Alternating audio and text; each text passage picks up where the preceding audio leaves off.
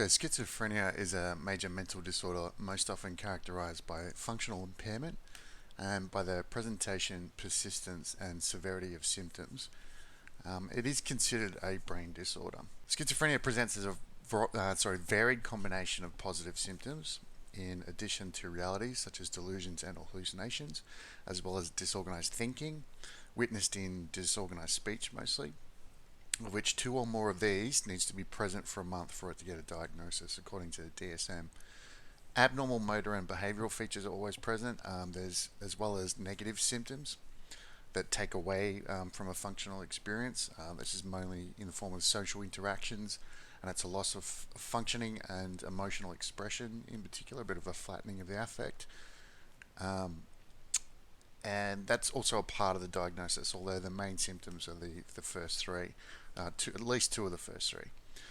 While there are treatments in the form of medication and psychological treatments, some of these are met with varied success, and it usually requires a bit of a experimentation to find out which ones are actually key, mainly due to I think that's linked to the uncertainty regarding the etiology of the particular condition. Um, we sort of don't understand, is it a neurological, psychological, or a genetic condition, and is it a combination of these factors, or is it triggered by environmental stresses? So there's a few complicating factors. Substance use is also usually commonly part of the schizophrenic behavior, and has also been implicated in it, and that also confounds our ability to make a neurological investigation.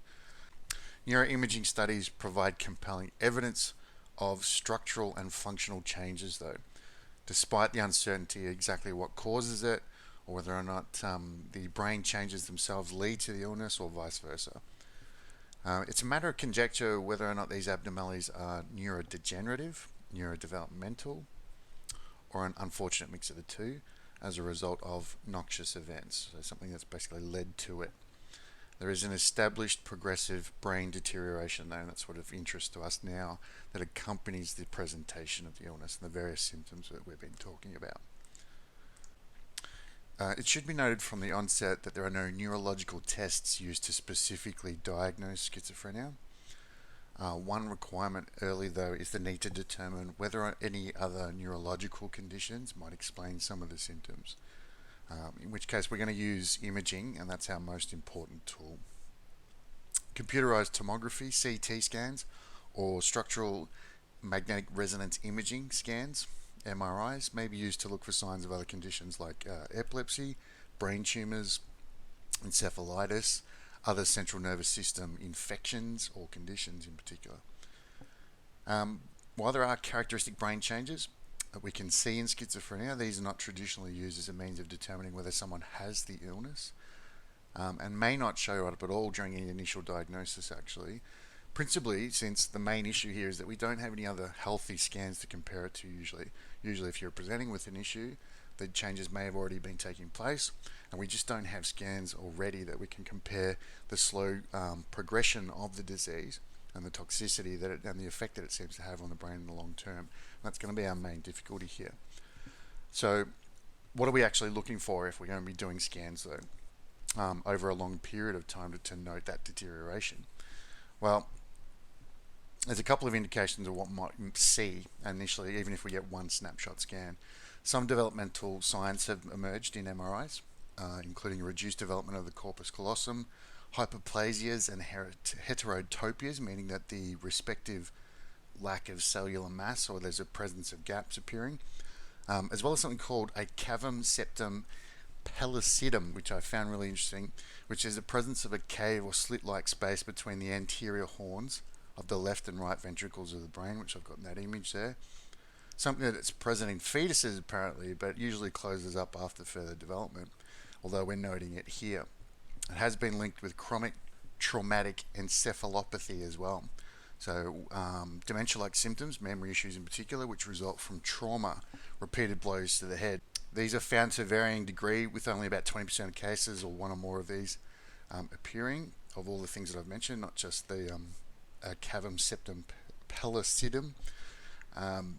There may be signs of other conditions or traumas, despite this one in particular being overrepresented, which is interesting to note in schizophrenia. The main thing that we're actually looking for, the key things, a progressive loss of cortical tissue and ventricular enlargement. Johnson and his colleagues back in 1976 first demonstrated brain abnormalities on CT scans with patients with schizophrenia, comparing it to healthy control samples, where we see the enlarged ventricles such as those pictured, enlarging gaps. MRIs have also demonstrated the cortical sulcal prominence that CTs had found, so the big gaps on the surface of the brain. And while these are both consistent abnormalities, they are not both universally reproducible or signs of schizophrenia alone. There may be other explanations, but we do see it by and large in schizophrenia, both of those things. MRIs in particular note that with the loss of cortical tissue, particularly asymmetries between the left and right hemispheres, grey matter seems to be primarily affected, although diffusion tensor imaging (DTI) has the capacity to also show changes in white matter structure and orientation over time.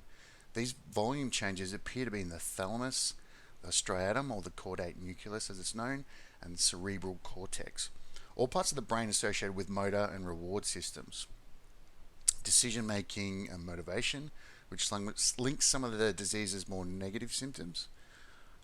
Studies such as Buchanan and colleagues 2004 demonstrated or determined that inferior prefrontal cortex was smaller when schizophrenic brains are compared with controls, a section of the brain known to be linked with the inhibition of response, personality and memory, speech production and language, as well as executive functioning, all of which could produce both the positive and negative symptoms of schizophrenia. It's an interesting feature of those losses of mass that when treated with antipsychotics, Garver and his colleagues in 2004 found that the loss of grey matter in particular was less pronounced if these people were taking antipsychotics. In fact, I think there was actually some swelling or enlarging of the grey matter. So the enlarged ventricles, along with this loss of tissue and therefore the mass of the brain overall, the ventricular enlargement also occurs. Spaces naturally occurring in the brain become more pronounced. Although this effect is small, it's progressively linked with the length of the illness. You see it developing over time. The enlargement is not generalized either, all over the brain. It seems to be to specific areas. For example, the third and the fourth ventricles have differences, where the third does change and the fourth doesn't. And we see that in the temporal horns and the frontal ventricles.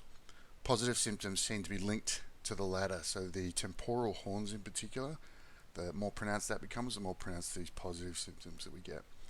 These abnormalities also seem to be gender specific and are more pronounced in males, the ventricular enlargement, which presents another confounding variable in considering what might actually be leading to this. Is it a gender thing? So overall, summing up, there's some ventricular changes and the mass changes, volume changes that are specific to particular regions. Which ones? The temporal lobe has been a focus in terms of lobe reduction in particular, because it seems to be the most significant loss. A loss of about 8% more than other brain structures has been determined. The asymmetry leading to a loss in the left too, more than the right.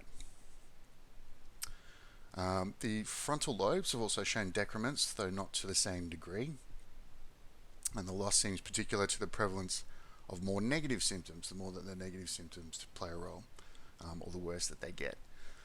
The caudate nucleus and striatum seems to actually enlarge, though, as mentioned, that seems to be linked to what was mentioned before, the medication use, antipsychotic medication.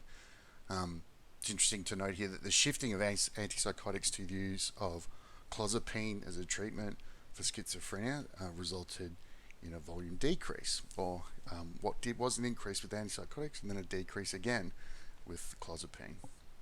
The thalamus, a subtle loss of volume, very subtle, though this loss has been shown to coincide with ventricular enlargement. So when that starts happening, the thalamus seems to reduce in mass as well.